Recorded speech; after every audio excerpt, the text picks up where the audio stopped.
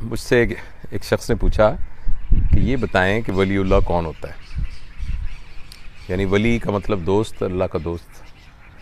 तो यूं तो कुरान में आयत है जिसमें वली की डेफिनेशन है और बहुत से और तरीक़ों से बताया जाता है। मुझे अपना एक पेशेंट याद आया जो कि पिछले दिनों मेरे पास आया। उनको शुगर थी और शुगर की वजह से उनका पैर का ज़ख़म ख़राब हुआ और उनकी एक टांग जो है वो काटनी पड़ी। तो ये पहले से कटी हुई थी। अब वो दोबारा आए जिसमें शुगर के अलावा उनको खून की शरियानों की एक बीमारी हुई जिसमें खून का एक लोथड़ा आके टांग की शरियान के अंदर फंस जाता है और जिसकी वजह से उनका पैर काला होना शुरू हो गया और ये फ़ैसला हुआ कि ये वाली टांग भी काटनी होगी। तो वो सारा वर्कअप मेरी टीम ने किया हुआ था, मेरे जूनियर डॉक्टर्स ने, और उनको एडमिट किया हुआ था। तो मैं जब उनको विज़िट करने गया तो ऑब्वियसली बच्चों ने अभी उनको बताया नहीं था कि एम्पुटेशन करनी है, टांग काटनी है। तो मुझे वो काउंसलिंग भी करनी थी। तो मैं जाके उनसे तारुफ़ किया। वो एक 55 साल के आदमी, एक बहुत ही नफीस सी सादा खातून, उनकी बेगम साहबा साथ, और एक 3-4 साल का बच्चा साथ था। तो मैंने उनको बताया, उनसे पूछा कि भाई आपको पता है कि आपको क्या बीमारी है और ये क्या मसला है। तो एक हमारा रूल है हमेशा कि जब भी किसी को कोई बैड न्यूज़ ब्रेक करते हैं तो हम सबसे पहले मरीज़ से पूछते हैं कि उसको उसकी बीमारी बारे में क्या पता है, क्योंकि कई दफ़ा मरीज़ को पहले ही पता होता है। तो ये बात समझने में आसानी हो जाती है कि उसको क्या कहना है और किस अंदाज पे कहना है। तो जब मैंने उनसे कहा तो कहने लगा, डॉक्टर साहब मुझे पता है, मैं पहले भी गुजर चुका हूँ उसमें से। मेरा दिल करता है मैं पंजाबी में बात करूँ, क्योंकि वो मुझसे पंजाबी में बात कर रहे थे तो शायद वो उस ज़बान के अंदर वो जो बातें उन्होंने मुझसे की वो ज़्यादा उसका अच्छा इजहार हो सकता है।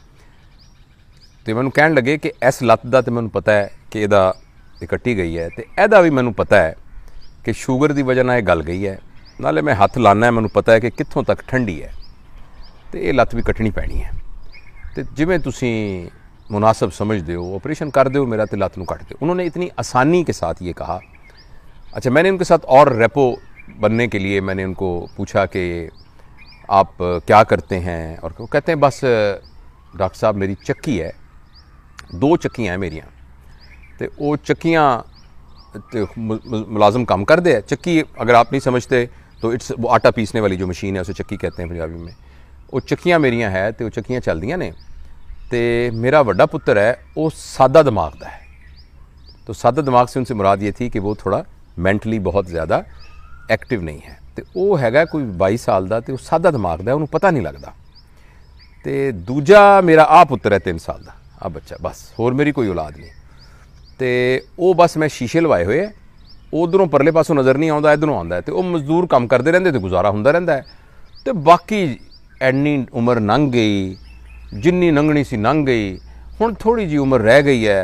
अल्लाह दा बड़ा शुक्र है, सारी जिंदगी लत्तां दे नाल तुरदे रहे हैं, भजे फिरदे रहे हैं। हुण चलो अगर लत्त नहीं भी हैगी तो कोई जो मर्जी ओदी मालक दी। ये उन्होंने इतनी आसानी से कह दिया। मैं ये सोचता हूँ कि किसी की एक छोटी सी उंगली भी काटनी पड़े तो वो कितने मुश्किल से इजाज़त देगा। तो लेकिन वो इतने सहूलत के साथ उन्होंने ये कह दिया कि जो अल्लाह की मर्जी, बस उन्होंने जो फैसला जो कर लिया भी लत्त नहीं होनी, तो कोई गल नहीं, फिर की कोई गल नहीं, बस ठीक है, इन्नी जिंदगी लत्तां दे नाल ही भजदे रहे हैं। तो बाकी मैंने किसी ने दसिया मसनूई लत्त भी लग जाती है, लग गई तो ठीक, नहीं लग गई। अच्छा, उसके बाद मेरा उनके साथ एक अच्छा डेवलप, मैं कहा बड़े अच्छे आदमी हैं फलाना। जब उनका मैं ऑपरेट करने लगा, और ये इनफैक्ट आज ही की बात है, आज ही ऑपरेशन थिएटर की बात है, मॉर्निंग में, और मैंने उनसे थोड़ी सी और बात की। वो उनको चूँकि स्पाइनल में करना था, मरीज़ जाग ही रहा होता है, तो मुझे बताने लगे कि बस डॉक्टर साहब मसला ये है कि ए दुनिया दे विच ना थोड़ी देर वास्ते सानू भेजिया भी भज नठ लो, दौड़ दूड़ लो, जो कुछ करना कर खुर लो, उस तो बाद एकदम टाइम आ जाएगा।